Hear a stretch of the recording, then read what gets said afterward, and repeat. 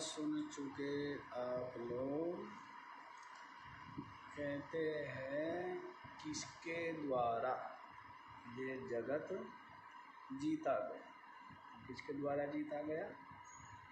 सत्य तितिक्षा वदाम पुंसा। जिन्होंने सत्य को धारण किया हुआ है और जो तितिक्षु, वो सबके प्रिय है। सबके क्या है? क्योंकि कितना भी असत्यवादी क्यों ना होवे, वो भी क्या चाहता है? वो भी चाहता है कि सब उसके साथ सत्य का ही व्यवहार हो, यही चाहता है। तो इसलिए जो सत्यपरायण है, सत्यनिष्ठ है, मन में भी, वाणी में भी और आचरण में भी, जो सत्यपरायण है, ऐसा व्यक्ति सबको प्रिय लगता है। जैसे बालक होते हैं निश्चल, निश्चल होने के कारण से बालक सबको प्रिय लगता है। क्यों लगता है? निश्चल है। तो वैसे ही जिसके जीवन में सत्य है, अर्थात छल नहीं है, झूठ नहीं है, कपट नहीं है, ऐसा सत्य जिसके जीवन में है, वो सबका प्रिय है। और दूसरा क्या है? तितिक्षु। दूसरा क्या है?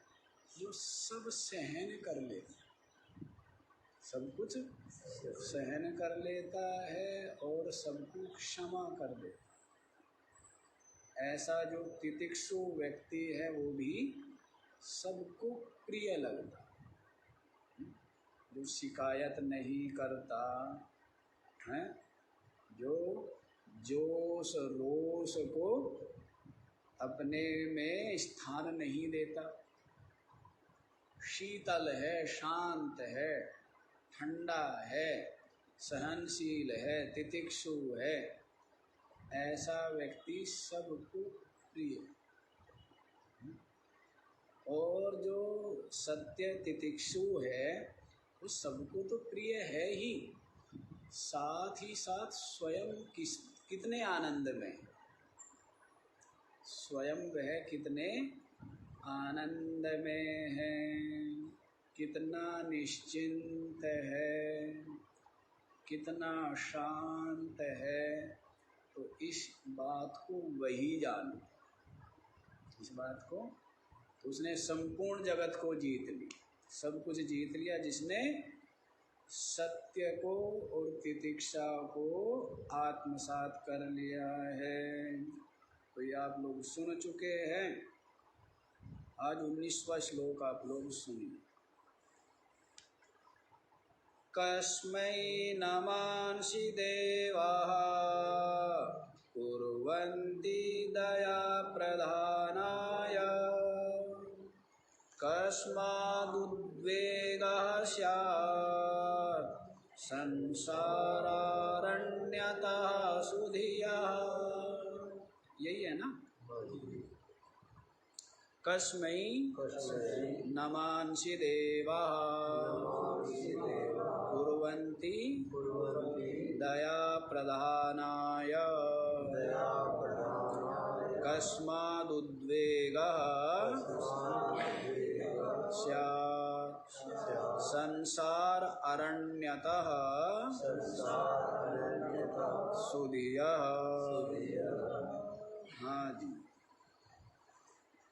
देवा अपि कस्मै नमांसि कुर्वन्ति। देवता लोग भी किसको नमस्कार करते हैं?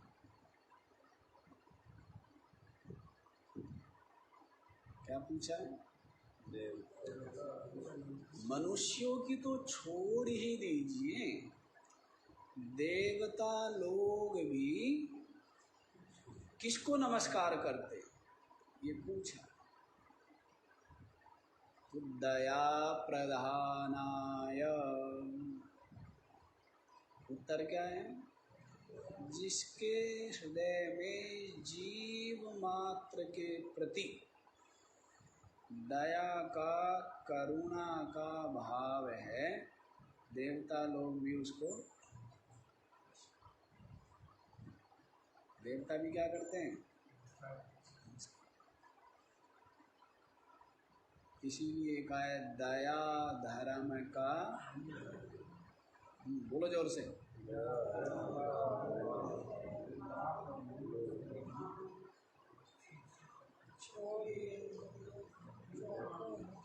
गरुड़ा जी जो है अधूरे ही है, अधूरी अधूरी बात याद रख। कहते तुलसी दया न छोड़िए जब लग, दया क्या करें, जीव मात्र के प्रति दया का भाव। बताया ना, मैत्री करुणा मुदिता उपेक्षाणाम सुख दुख पुण्या पुण्यातः, सुख दुख पुण्या, सुख दुख पुण्या पुण्यातः सूत्री बोली, मैत्री करुणा मुदिता और उपेक्षा, इनके द्वारा सुख दुख पुण्या पुण्यातः चित्त प्रसादनम, ऐसे करके आता। तो मैत्री करुणा मुदिता उपेक्षा, सज्जनों के साथ में क्या करें, मैत्री करें। जो बेचारे विपत्ति में हैं, मैत्री उनके ऊपर क्या करें, करुणा करें।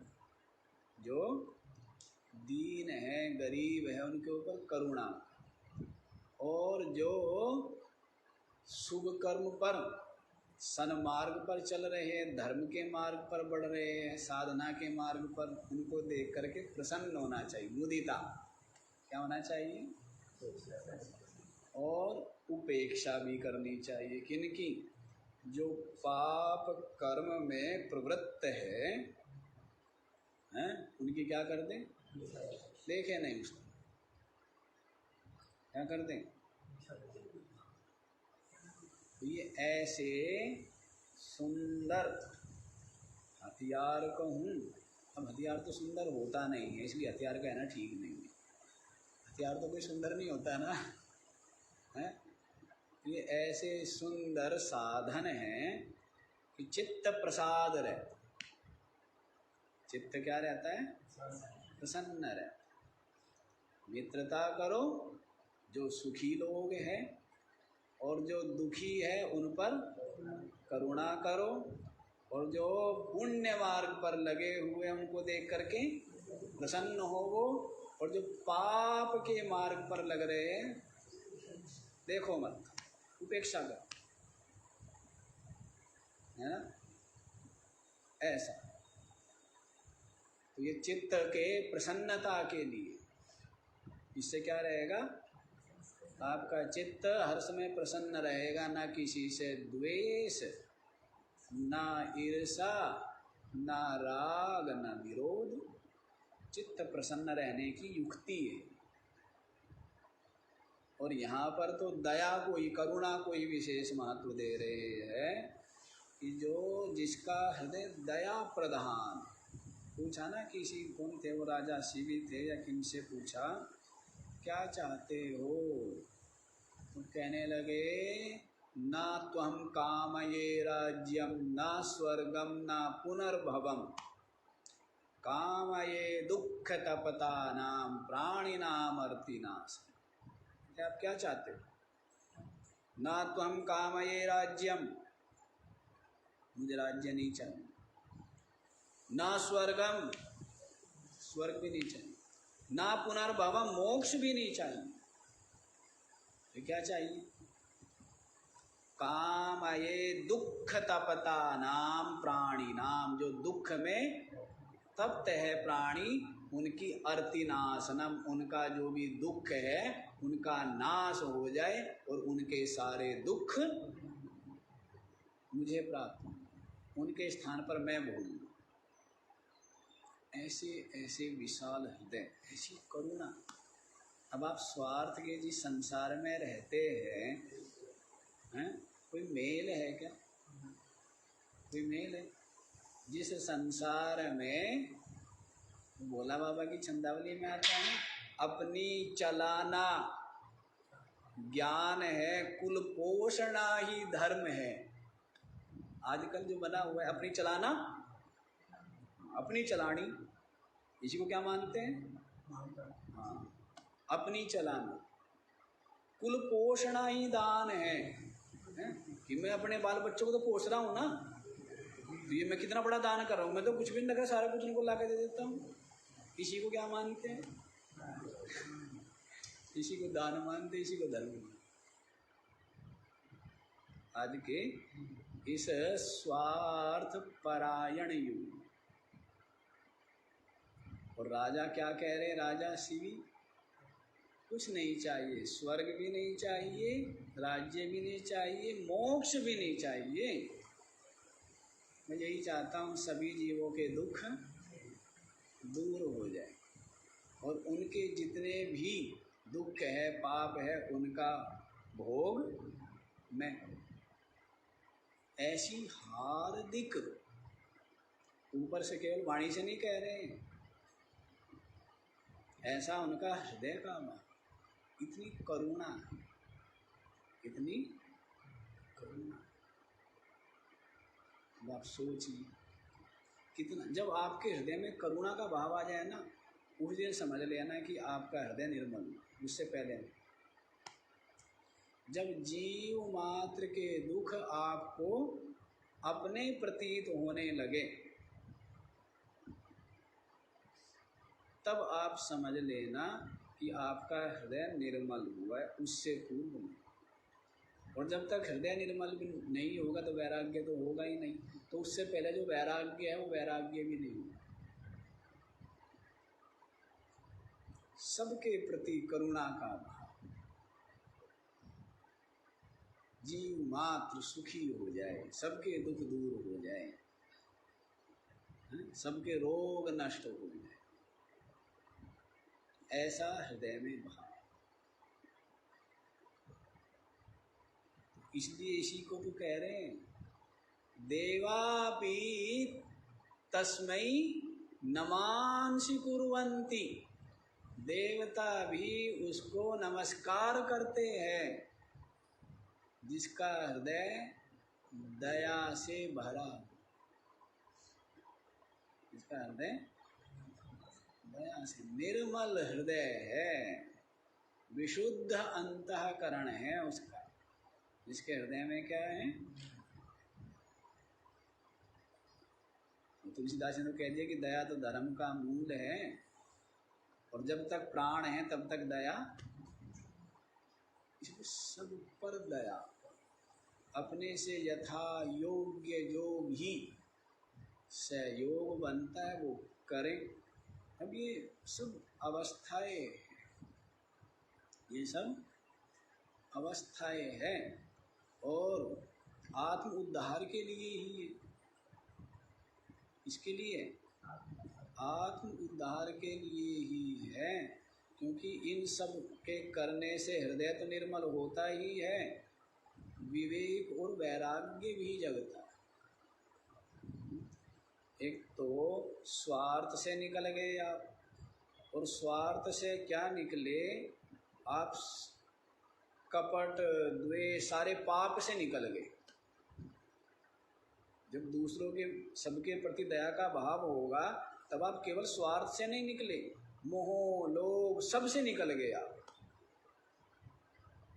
जब दया का भाव, केवल दया के कारण स्वार्थ, लोभ, मोह, द्वेष, इन सब और विविध जो पाप आचरण करते हैं उन सब से निकल जाए, ये हो गया। फिर विवेक जगता है, रजोगुण भी निवृत्त हो जाता है और विवेक जगता है और वैराग्य जगता है। और विवेक वैराग्य ही तो पूंजी है। संपत्ति क्या है? अध्यात्म मार्ग के पथिक के लिए विवेक वैराग्य ही धन है, और विवेक वैराग्य धन जिसके पास नहीं है वो इस मार्ग में कुछ भी प्राप्त नहीं कर। इसलिए सब किससे हुआ? दया से। सेवा किससे होगी? दया से। रजोगुण किससे मिटेगा? दया से। सारे छल छिद्र किससे मिटेंगे? दया से। इसलिए दया प्रधान जो है देवता भी नमस्कार करते हैं। कितनी सुंदर बात है, हैं? फिर पूछ रहे कस्माद् उद्वेगः स्यात्, किससे क्या होना चाहिए? उद्वेग को प्राप्त करना चाहिए। किससे? एक बार देख लेते हैं। कस्माद् उद्वेगः स्यात् संसार अरण्यतः सुखिया। किससे उद्वेग करना चाहिए? किससे? उद्वेग माने उद्विग्न माने दुखी। किससे दुखी होना चाहिए? तो कहते हैं बुद्धिमान को संसार अरण्यतः, संसार जंगल से जो बुद्धिमान है वो उद्विग्न हो जाता है। क्या हो जाता है? थकते नहीं हो क्या? रोज वही रोज वही रोज वही, हैं? और मरने के बाद फिर वही और फिर वही और फिर वही। पुनरपि जननम पुनरपि पुनरपि पुनरपि पुनरपि पुनरपि, ये चलता रहता है रोज रोज, हैं? रोज रोज कहते दांत घिसो, हैं? रोज रोज का काम है ना, ये कभी कभार से कभी कभार हुए चलो तब भी काम चले। रोज रोज के काम होंगे। फिर बनाओ फिर खाओ, फिर भूख लग गई फिर बनाओ फिर खाओ, फिर वही बर्तन भांडे, हैं? कितने कितने काम बढ़ा रखे हैं। घर ऐसा बना लेते हैं सारा का सारा समय बर्बाद करते केवल सफाई करने में। पहले लोग बुद्धिमान थे, ऐसा घर बनाते थे थोड़ी देर में हो जाए सफाई। अब तो कई चीज़ें तो ला ला के ऐसे रखते खाली दिखाने के लिए। तो क्या बोलते हैं उनको? डेकोरेशन के वो जो चीज़ें होते हैं, वो गमले छोटे छोटे रूम में वे पौधे ला के रखते हैं, कुछ प्लास्टिक के कुछ वैसे, हैं? और कई जगह वो पियानो रखेंगे, कई जगह तबला रखेंगे, कोई मतलब नहीं है पर वो रखेंगे। झाड़ेगा कौन उनको? क्यों जी? वो झड़ते नहीं है किसी के भी, ठीक है ना? फिर आप कहोगे कि जी झड़ते हैं, हमें झाड़ते हैं, क्यों? मैं देख के नहीं आया हूँ, मेरे को नहीं पता है कि झड़ते हैं नहीं झड़ते हैं। नहीं पता है ना तुम्हारे घरों में, सबके घरों का नहीं पता मेरे को। मेरे को पता है ज़्यादा, आप लोगों को तो उतना पता। आप लोगों को फुर्सत कहाँ है? फुर्सत है महिलाओं को तो फुर्सत सजने धजने और दूसरी चीज़ों से नहीं है। आदमी को फुर्सत जो है बेचारे को वो मीटिंग ऑफिस उसमें दौड़ने से नहीं है। फुर्सत किसको? बाबा जी को। हमें क्या? हमें फुर्सत ही फुर्सत है। तो पता तो हमें लगता है ना कि झड़े या नहीं झड़े हैं, या साफ हुए या नहीं हुए, वो तो लाके टांग दिए बस। कईयों को तो मेरे को बताना पड़ता है, भाई अरे कहीं बस दिवाली पे ही साफ होते हैं। कहने का भाव है ऐसे ऐसे कृत्य कर लेते हैं ना, इतना उलझे रहते हैं, इसमें उलझे रहते हैं, समय व्यर्थ नष्ट होता। तो ये जो संसार है ना, ये संसार अरण्य बड़ा ही बीहड़ जंगल है, और इसमें सबके सब सुख दुख समस्या विपत्ति यही अनुभव कर रहे। सबके सब क्या है? समस्याओं से दबे जा रहे हैं। समस्याओं से कभी और शरीर की न्यारी है, कभी आँख की, कभी नाक की, कभी दांत की, हैं कुछ न कुछ लगी रहती है, नहीं लगी रहती है।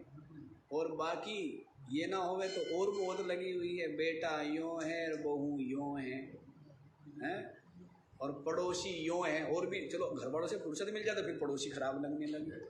पड़ोसी भी ठीक ठाक हो तो पड़ोसी का पड़ोसी ठीक नहीं है, वो भी ठीक होवे तो गांव का वो आदमी ठीक नहीं। मतलब कहने का भाव है समस्याएं तो ढूंढ लेगी ना आपकी नजरें क्या ढूंढ लेती है। वो क्योंकि आदत पड़ गई कि बिना बोझे तो मैं कैसे रहूँगा, एक आदत पड़ जाती है ना। अब कोई आदमी 10 किलो का मुकुट सर पर रख के घूमता हो और फिर उसका हटा दिया जाए तो जिसको आदत पड़ गई समस्या की तो उसको तो समस्या चाहिए। शरीर में समस्या थी, पहले रोग था, वो ठीक हो गया, अब दूसरी समस्या खोजेगा।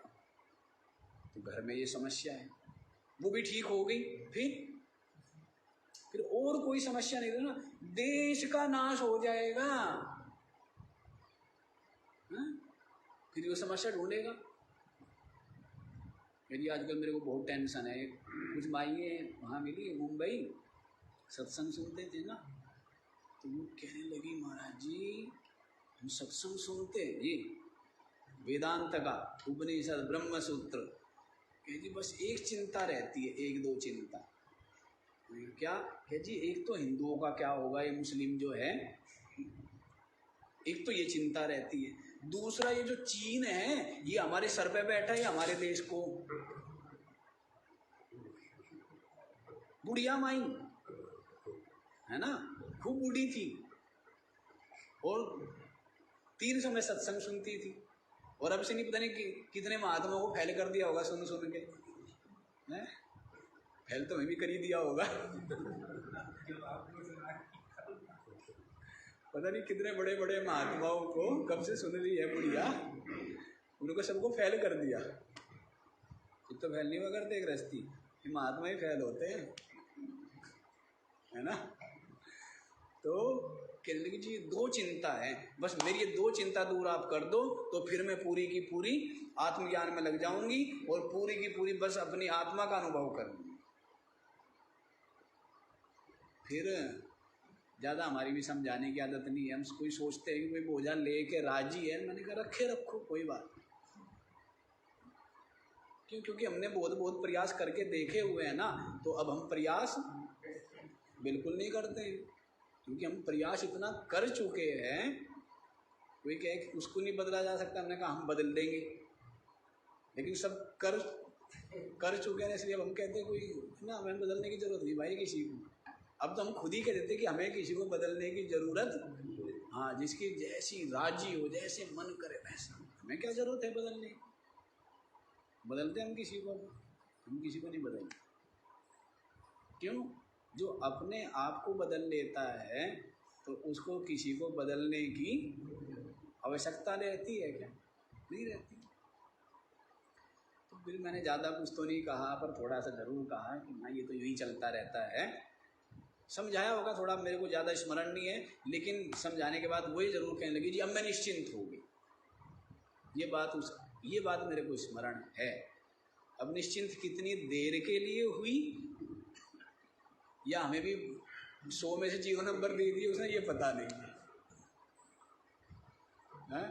तो ऐसे विचित्र लोग हैं, उलझे रहते। कहने का मतलब है समस्याओं को, और देखे तो समस्या कुछ भी नहीं। समस्या का क्या है? कोई समस्या है ही नहीं। समस्या तो केवल एक है।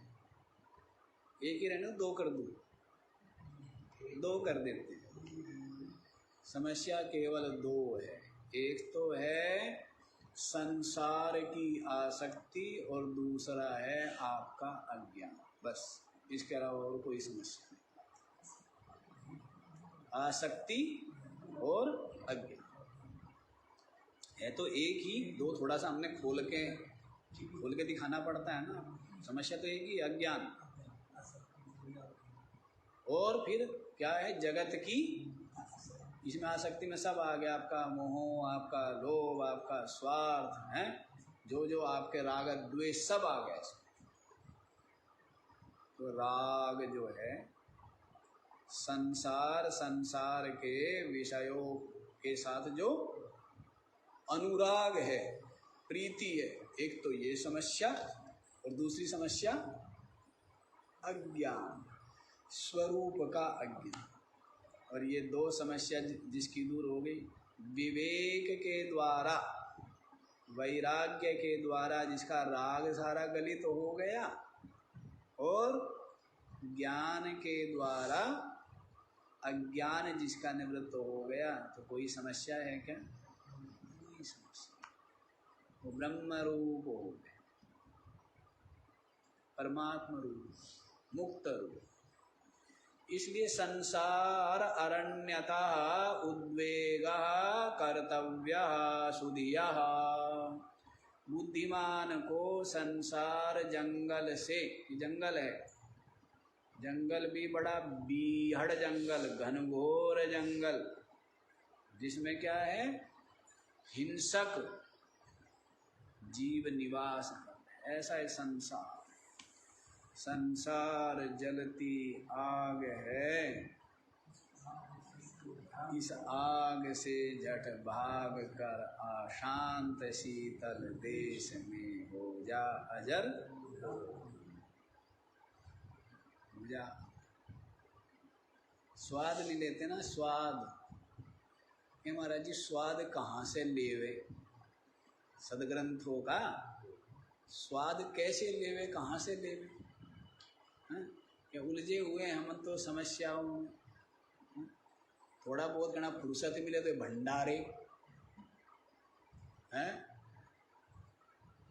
जो ये भंडारे की पार्टियां, रोज रोज कहना संसारियों के फंक्शन तो चलते हैं ना आप लोगों के, फंक्शन नहीं चलते। कहीं रोने का फंक्शन है तो कहीं, अब रोने का मन नहीं है तो भी रोना पड़ेगा, और हंसने का मन नहीं है तो भी, ऐसे काम चलते हैं ना आप लोगों के, हैं? तो ऐसे फंक्शन चलते रहते हैं, तो यूँ समय बर्बाद होता रहता है, और सदग्रंथों को खोल के देख ही नहीं पाते। सदग्रंथों में क्या है, यही तो स्वाद है ना, मीठी मीठी बात। संसार जलती आग है, इस आग से झट भाग। ये संसार तो क्या है, आग लगी पड़ी है, आग ही आग लगी पड़ी है ना। द्वेष, निंदा, ईर्षा, कपट, छीना, छपटी, अपना पराया, शत्रु मित्र, लाभ हानि, संयोग वियोग, जन्म मरण, पता नहीं क्या क्या, मान अपमान, निंदा स्तुति, भय खेद, चिंता क्लेश अशांति, पता नहीं क्या क्या, कोई अंत है?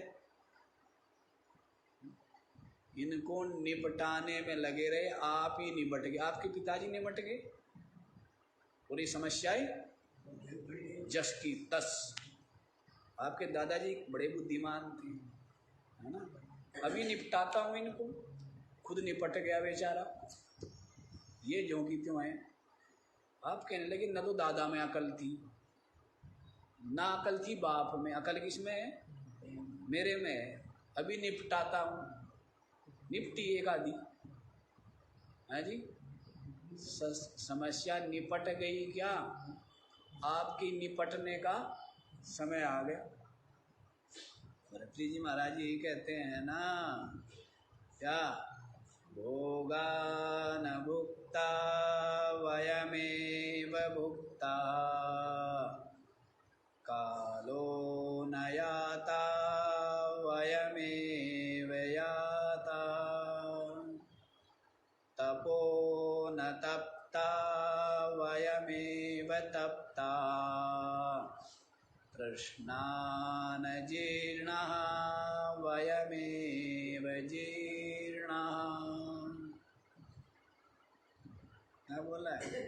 कालो न याता वयमेव याता, समय नहीं गया, हम बीत गए। समय थोड़ा बीता है, कौन बीता है? भोगान भुक्ता, हमने भोगों को थोड़ा भोगा, भोगों ने हमें भोग लिया। आता है ना, बोलते हैं कि हम आए थे भोग भोगने, हमें भोगों ने भोग लिया। लक्ष्मी चंद कहते हैं कि नाक में दम आ गया री दंता, मरते मरते हार गए, लख 84 खत्म हुई ना बीत कलप युग 4। पंडित हुए हरियाणा में, और जो ये है ना पुराणों के उपनिषदों का जो ज्ञान है उसको उन्होंने अपनी भाषा में कहा। अपनी बहन थी शायद, ये बेटी थी दंता, नाक में दम आ गया री दंता, मरते मरते हार गए। पता नहीं कितने बार मरते ही मरते रहे, कभी मक्खी बने, मच्छर बने, पता नहीं क्या क्या। लख 84 खत्म हुई ना बीत कलप युग 4 गई। 84 लाख योनियां खत्म हो गए, दे नहीं रही है, पता नहीं कितने कलप कितने युग बीत गए। पंडित था, विवेकी था, तब इतनी ज्ञान की बात कह रहा है। वही जानता है विचारवान, और वही इस पीड़ा को अनुभव करता। विचारवान कोई पीड़ा है ना, संसारी तो मस्त है, सुखिया सब संसार खावे और सोवे, और दुखिया दास कबीर जागे और रोवे। क्या सुखिया सब संसार, संसारी तो मस्त है, उनको थोड़ा पता है आगे आगे गड्ढा है, आगे नरक है, आगे दुख है, उससे बेप्रवाह है। लेकिन जो बुद्धिमान है, विचारवान है, वो तो जानता है कि भाई दुख ही दुख है, समय बीत गया, मिला कुछ नहीं, पाया कुछ नहीं, जीवन बीत गया। तो वैसे भरतरी जी कहते भोगा न भुगता, हमने भोग नहीं भोगे, भोगों ने हमें भोग लिया।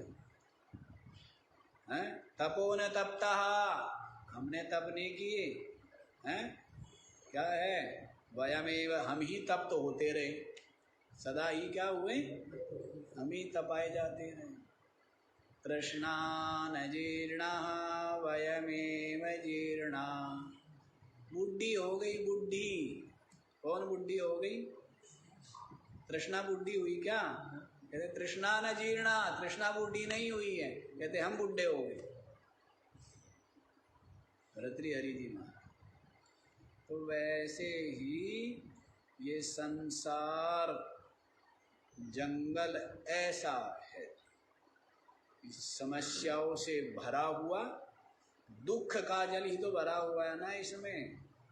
जैसे समुद्र में क्या होता है, जल ही जल, वैसे ही संसार में क्या भरा है, दुख का जल भरा। तो क्या मिलेगा, दुख ही दुख मिलेगा। हाँ जी, सारी समाधि ही लगनी होती है क्या, है ना बाबा जी।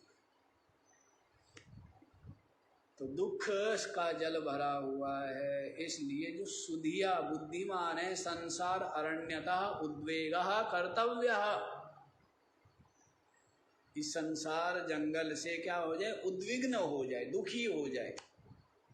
और जो दुख का अनुभव करता है वही सुख की खोज में निकलता है, और बाकी दुनिया तो संसार में ही उलझ रहती।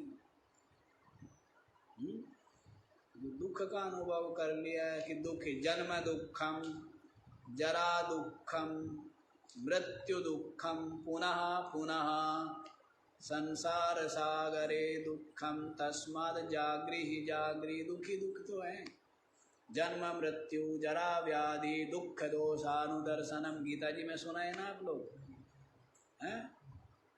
जन्म मृत्यु जरा व्याधि दुख दोष, दुख दोष है ना, जन्म दुख दोष, जरा दुख दोष, व्याधि दुख दोष और मृत्यु दुख दोष।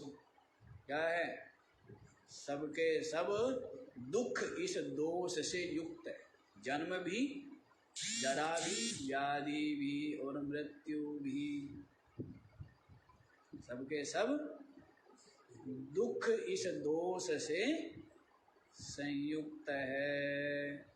इसलिए जो विचारवान है वो क्या करता है, जग जाता है और इस संसार जंगल से खेद का अनुभव करता हुआ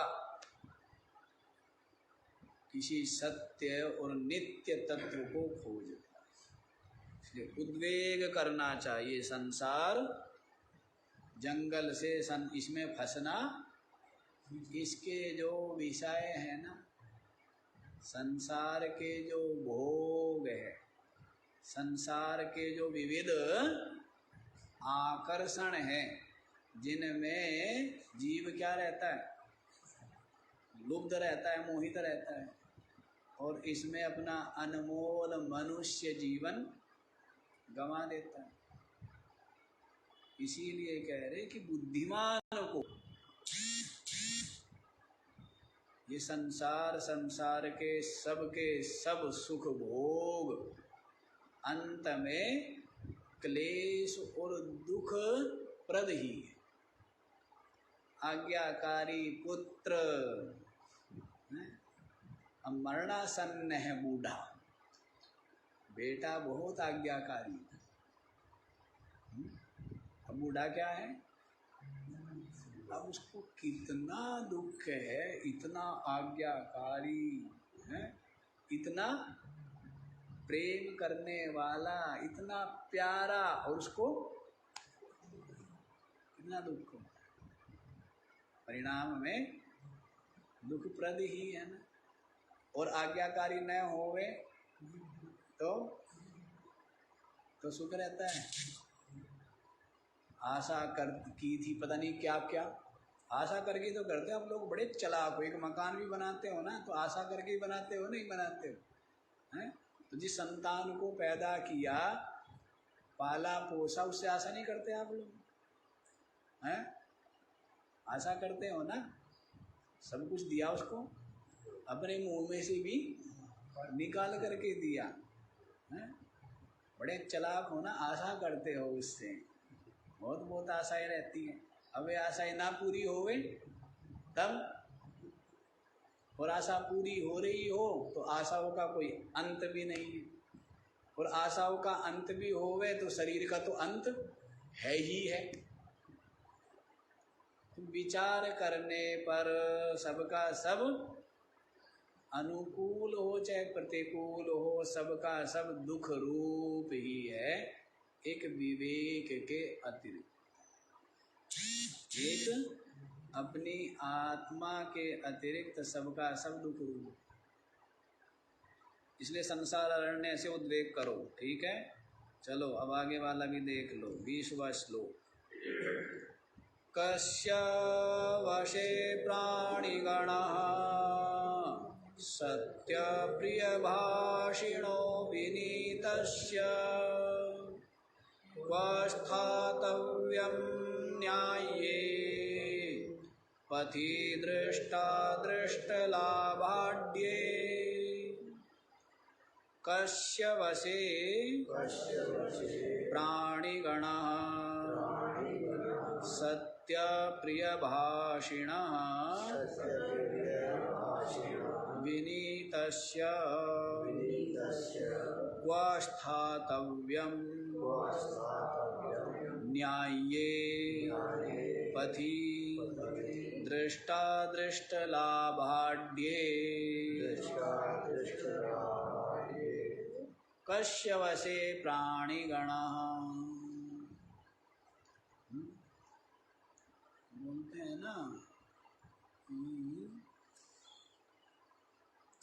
वशीकरण यह मंत्र है, तज दे वचन कठोर।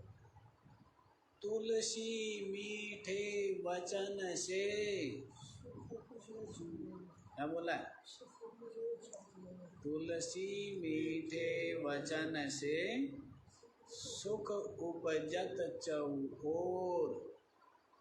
वशीकरण यह मंत्र है, तज दे वचन।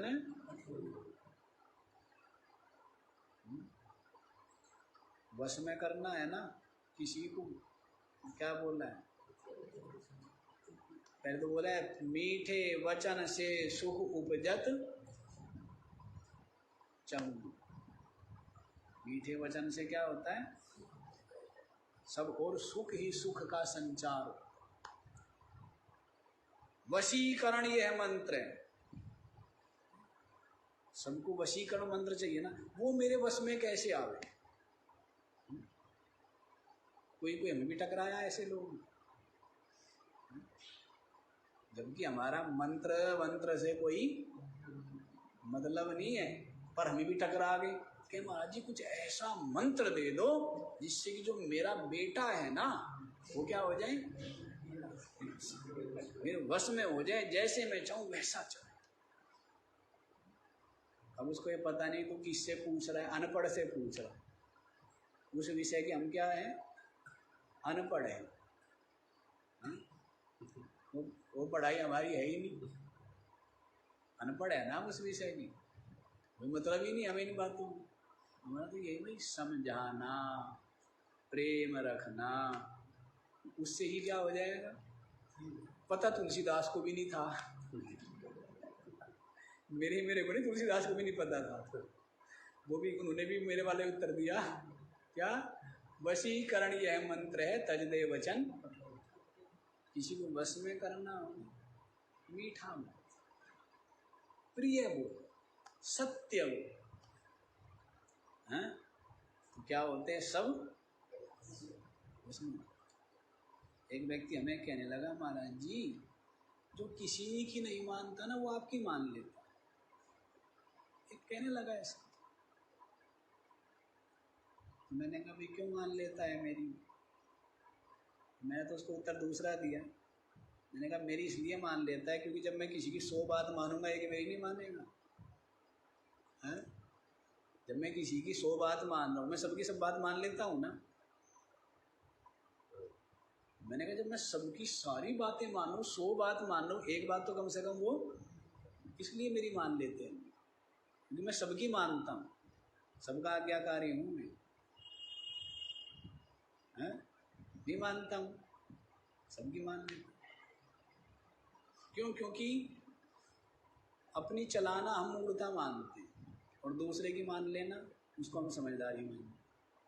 दुनिया की बुद्धि थोड़ा अलग तरह की है। दुनिया सोचती है अपनी चलाना ये बुद्धिमानी है, ये बड़प्पन है, और दूसरे की मान लेना इससे हम क्या हो जाते हैं, छोटे हो जाते हैं। लेकिन हमारी बुद्धि में उल्टी बात बैठी, अपनी चलाना बेवकूफ़ी और दूसरे की मान लेना समझना। इसलिए हम एक ही बार कहते हैं, वो मान ले ठीक, नहीं तो हम तुरंत हम मान लेते। हमारा सीधा सिद्धांत है वो मान ले बढ़िया, नहीं तो हम तुरंत हम तैयार रहते मानने के लिए कि वो मानेगा नहीं मानेगा, इतनी देर की आशा ही नहीं करते हम कि हम मान लेंगे। कितना आसान हो जाता। तो सूत्र है ये, जीवन में सुखी रहने के सूत्र हैं। हाँ नहीं ना, हाँ जी, वशीकरण जानेंगे क्या? कठोर वचन का त्याग करना, यही वशीकरण। यहाँ पर भी इसी बात को पूछ रहे हैं, कस्य वशे प्राणिगणः, किसके वश में है प्राणी समुदाय?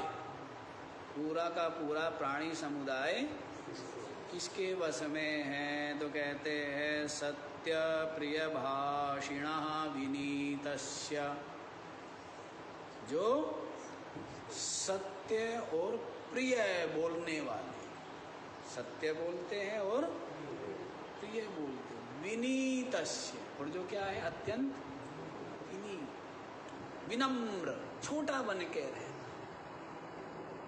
ऐसा है ना, दिल जीत लेते हैं ना जो छोटा बन के रहते हैं। आपने भी देखे होंगे, वो आपका दिल जीत लेते हैं ना, नहीं जीत लेते हैं। कई कई लोग ऐसे विनम्र, इतने सरल, और जो अहंकारी है उसको कोई चाहता है क्या? कोई नहीं चाहता। तो इसलिए जो सत्य और प्रिय भाषण करता है और जो विनीत है, अभी विनीत की व्याख्या मैं इसलिए ज़्यादा नहीं कर रहा हूँ क्योंकि मैं विनीत रहा नहीं है। अब क्यों नहीं रहा हूँ या विनीत हूँ या नहीं हूँ एक अलग विषय, वो आप लोग उतना नहीं समझ पाओगे व्यापक। पर विनीत इसकी थोड़ी सी हम कमी मान सकते हैं क्योंकि सब जगह विनीत नहीं हो पाए। जहाँ पर ज्ञान, जहाँ पर तप, जहाँ पर साधना, जहाँ पर संयम देखे वहीं पर विनीत होने का स्वभाव रहा। सब जगह विनीत होने का स्वभाव नहीं रहा। पर विनीत सबको प्रिय लगता है, नहीं लगता है? जो छोटा बन के रहता है, विनम्र होकर रहता है, झुक के रहता है, वो सबको प्रिय लगता है। कई महात्माओं को हमने देखा बहुत बहुत विनीत, बहुत बहुत सरल था। हमारे में उतना नहीं रहा है विनय भाव। विनय भाव उतना नहीं रहा, और जहाँ रहना चाहिए वहाँ रहा है। अब दुष्टों के साथ में विनीत होना वो भी ठीक नहीं है, क्योंकि कहीं ना कहीं दुष्टों के साथ में आप विनीत हो रहे हैं तो कुछ ना कुछ आपका स्वार्थ है। इसका मतलब स्वार्थ के कारण ही तो खल के सामने विनीत कब होता है व्यक्ति? हैं? जब स्वार्थ हो। सज्जनों के सामने विनीत होना, अब जैसे रावण के दरबार में भी है विनयशील, तो सबके सब क्या है? स्वार्थी है ना। इसलिए विनीत होना वो हमें ठीक नहीं लगा। विनीत इसलिए नहीं रहे हम क्योंकि किसी को यूँ ना लगे कि स्वार्थ, इसलिए विनय की थोड़ी, सब जगह विनय का प्रदर्शन, हाँ जहाँ विनय का प्रदर्शन करना चाहिए, विद्वान, ज्ञानी, तपस्वी, महात्मा, जहाँ पर, अब जैसे मान लीजिए नेता है कोई, अब नेता के सामने हम विनीत नहीं हो सकते, नहीं हो सकते, क्योंकि नेता के साथ में विनीत होने का मतलब क्या है कि कुछ ना कुछ आप स्वार्थ होगा ना। हाँ, संतों के सामने विनीत ना होवे वो अविनय, वो गलत है। पर आप सोचे कि नेताओं के सामने विनीत रहे हैं, वो ठीक, या और दुष्टों के सामने विनीत रहे, तो वो विनय विनय नहीं कहलाएगा, वो कहीं ना कहीं आपका स्वार्थ यही कहलाएगा ना, कायरता यही कहलाएगी। वो विनय नहीं रहा। संतों के सामने विनय होना चाहिए, तपस्वियों के सामने विनय, तो विनीत होना चाहिए। तो वैसे विनीत, हमने कई लोगों को देखा कि बड़े विनीत सब जगह रह जाते हैं, सब जगह विनयशील रह पाते हैं, लेकिन हमारे अंदर थोड़ा शुरू से ही रहा है साधुता वाला और कुछ कुछ तप वाला, पुरुषार्थ वाला, वो शुरू से ही रहा है पढ़ते समय से। तो इसलिए हम ज़्यादा विनयशील नहीं रहे।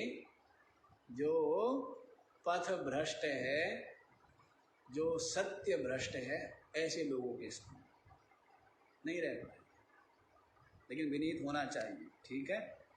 स्वार्थ साधक वो विनीत नहीं होगा, वो तो चापलूसी होगा। क्या हुआ? वो विनीत हुआ, चापलूस हुआ। अच्छा जी, मिल गया उत्तर। किसके वश में प्राणी गण हैं?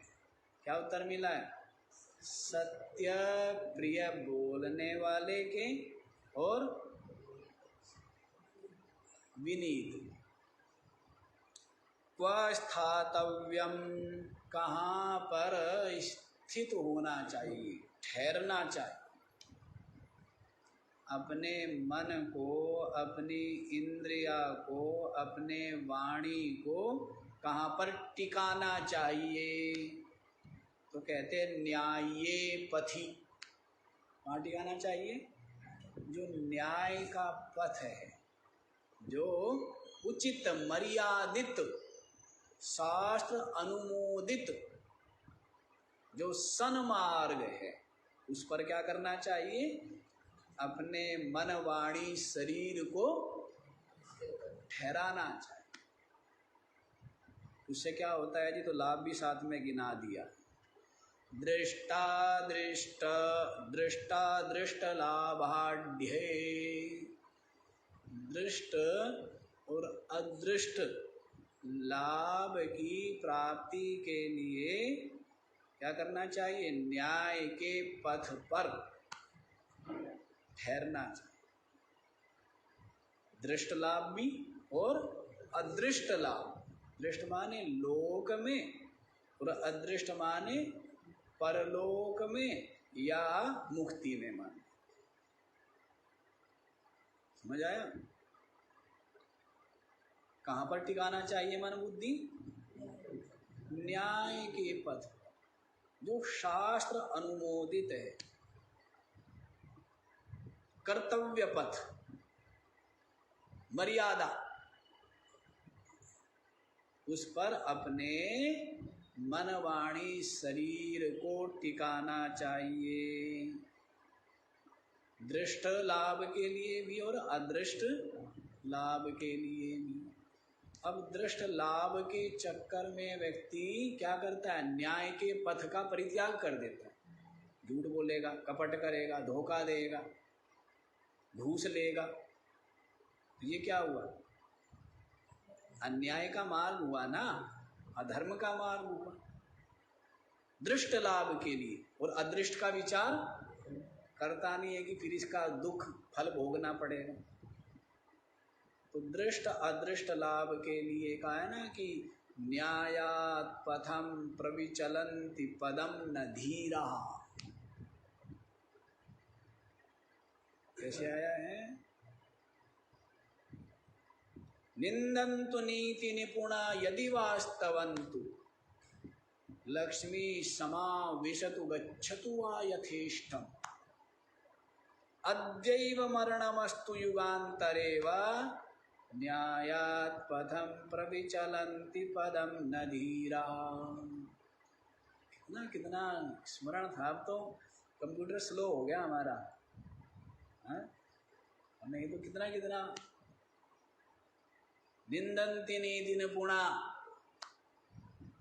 भले ही नीति निपुण लोग निंदा करें हमारी, यदि वास्तवंतु, या हमारी स्तुति करे, इससे हमें मतलब नहीं। कोई हमारी निंदा करे, कोई हमारी स्तुति करे, हमें मतलब नहीं। लक्ष्मी समाविशतु गच्छतु वा यथेष्टम, लक्ष्मी आवे या चली जाए, कोई मतलब नहीं। अद्यैव मरणमस्तु युगान्तरे वा, अभी के अभी मरना पड़े या भले ही जीवन बहुत लंबा हो, लेकिन न्यायात् पथम प्रविचलन्ति पदम न धीरा। लेकिन जो धीर बुद्धिमान लोग हैं वो न्याय के पथ से उनके पग विचलित।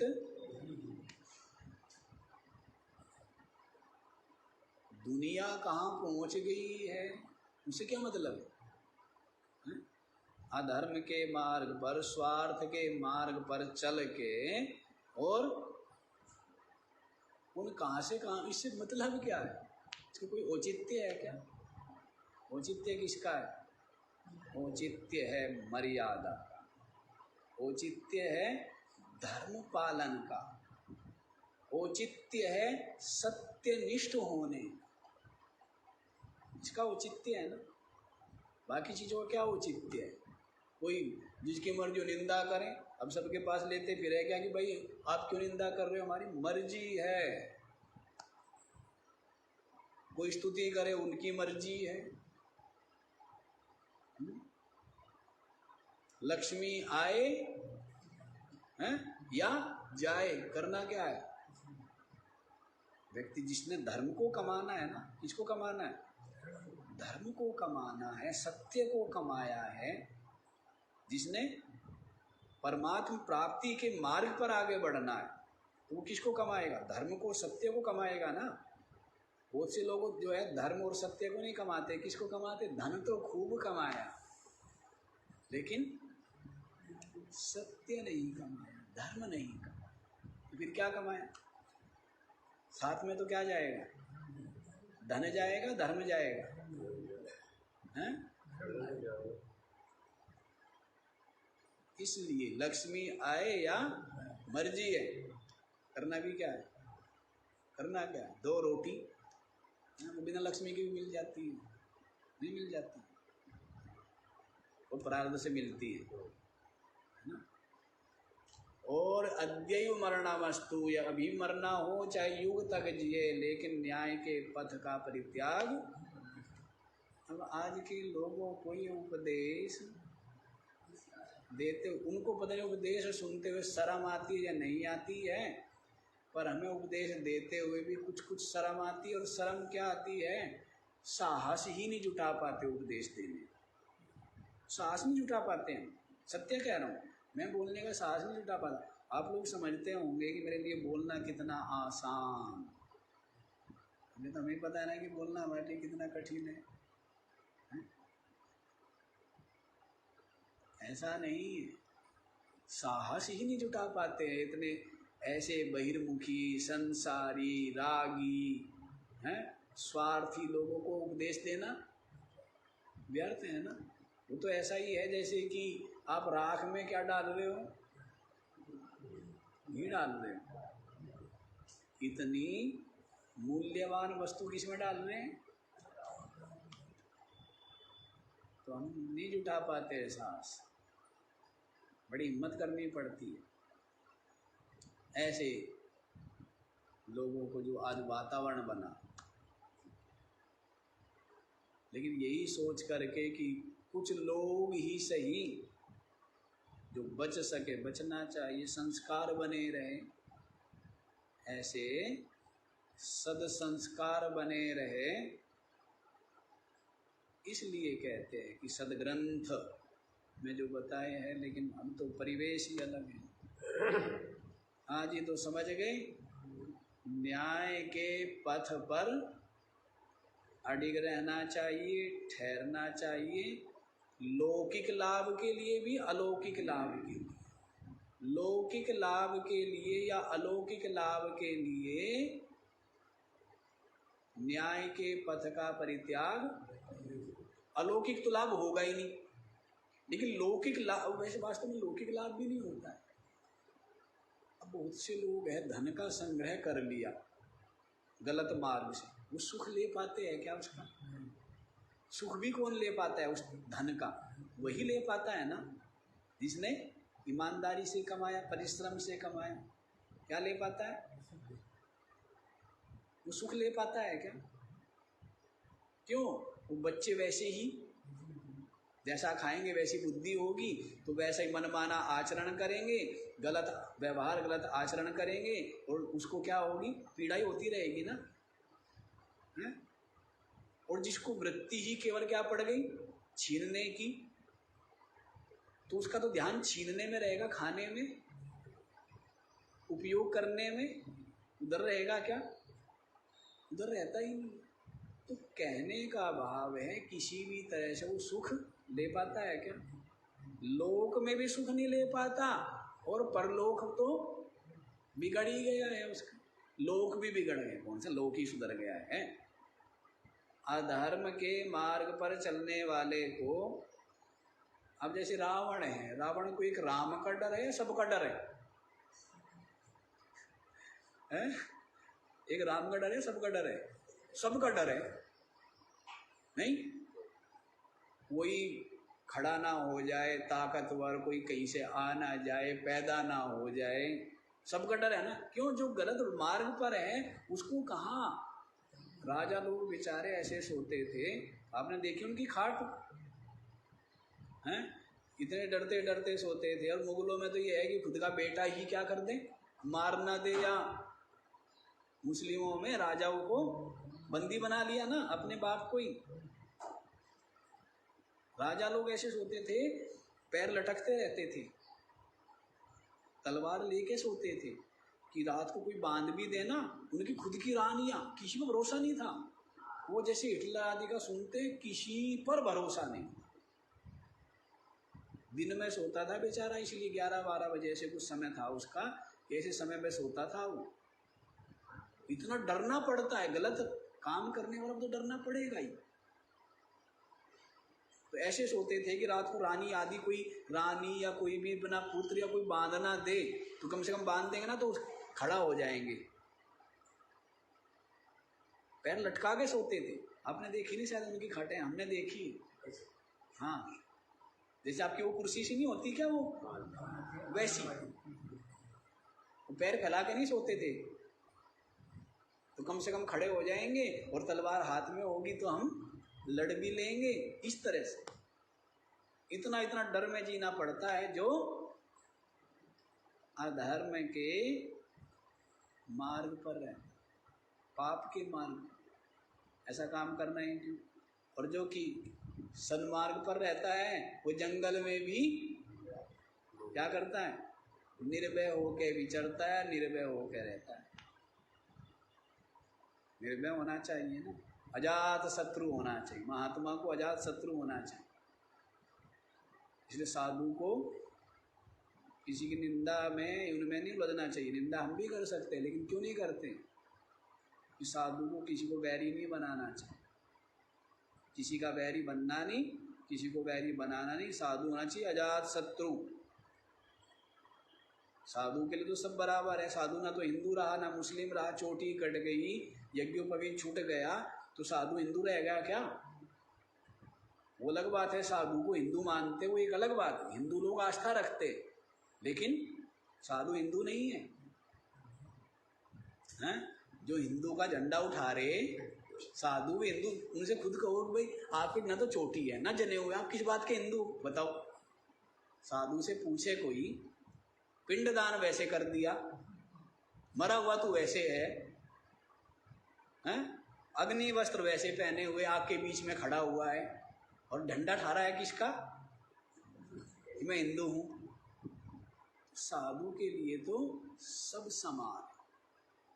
साधु के लिए ये जाति पाति भी नहीं होती, ब्राह्मण वैश्य शूद्र क्षत्रिय, साधु के लिए नहीं होता है। आप लोगों के लिए होते होंगे जो होते होंगे, साधु के लिए वही सब जगह वो भिक्षा कर सकता है, सबका खा सकता है, उसके लिए कोई बिल्कुल नियम नहीं है।